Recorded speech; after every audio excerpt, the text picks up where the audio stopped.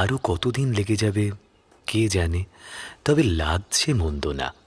বেশ নতুন নতুন গ্রামের রাস্তা দিয়ে যাচ্ছি, কত রকমের লোকজন।